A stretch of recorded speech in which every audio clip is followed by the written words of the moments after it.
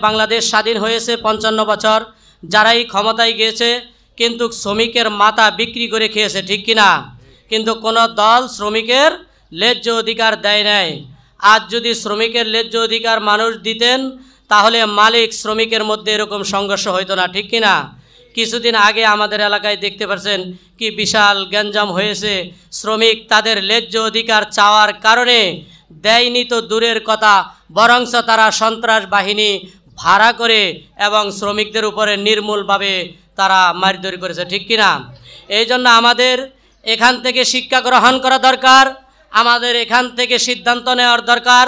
আমরা মুসলমান, আমরা সর্বশ্রেষ্ঠ জাতি, আমরা সর্বশ্রেষ্ঠ নবী পেয়েছি, আমরা সর্বশ্রেষ্ঠ কিতাব পেয়েছি এবং আমাদের এখান থেকে সিদ্ধান্ত করার দরকার আমরা দুনিয়ার জমিনে সর্বশ্রেষ্ঠ একটি দলের সাথে সংযুক্ত হতে চাই, ঠিক কিনা? এই সিদ্ধান্ত নিয়ে আমরা সামনের দিকে ভবিষ্যতে কাজ করব।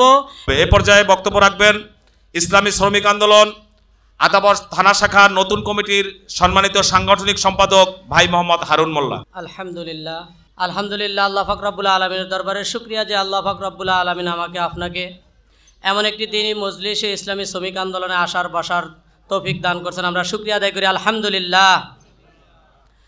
ইসলামী শ্রমিক আন্দোলন ন্যায় নীতির সংগঠন, যা আসলে বাংলাদেশে এমন একটি দল গঠিত হয়েছে যে দল সবসময় গরিব দুঃখী মেহনতি মানুষের পাশে থাকে এবং গরিব দুঃখী মেহনতি মানুষের খোঁজ খবর নেয়।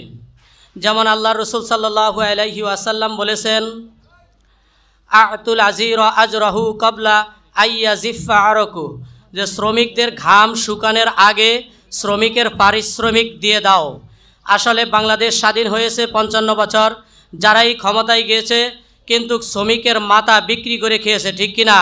কিন্তু কোনো দল শ্রমিকের ন্যায্য অধিকার দেয় নাই। আজ যদি শ্রমিকের ন্যায্য অধিকার মানুষ দিতেন তাহলে মালিক শ্রমিকের মধ্যে এরকম সংঘর্ষ হইতো না, ঠিক কিনা? কিছুদিন আগে আমাদের এলাকায় দেখতে পাচ্ছেন কি বিশাল গ্যাঞ্জাম হয়েছে।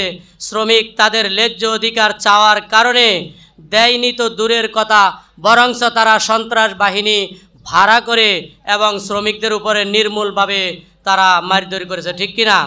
এই জন্য আমাদের এখান থেকে শিক্ষা গ্রহণ করা দরকার, আমাদের এখান থেকে সিদ্ধান্ত নেওয়ার দরকার। আমরা মুসলমান, আমরা সর্বশ্রেষ্ঠ জাতি, আমরা সর্বশ্রেষ্ঠ নবী পেয়েছি, আমরা সর্বশ্রেষ্ঠ কিতাব পেয়েছি এবং আমাদের এখান থেকে সিদ্ধান্ত করার দরকার আমরা দুনিয়ার জমিনে সর্বশ্রেষ্ঠ একটি দলের সাথে সংযুক্ত হতে চাই, ঠিক কিনা? এই সিদ্ধান্ত নিয়ে আমরা সামনের দিকে ভবিষ্যতে কাজ করব এবং একে অপরের সাথে যোগাযোগ রাখব এবং একে অপরের দুঃখে সুখে খোঁজ খবর রাখব। এই বলে আমার সংক্ষিপ্ত আলোচনা এখানে শেষ করছি। ওমা আলাইনা ইল্লাল বালাগ।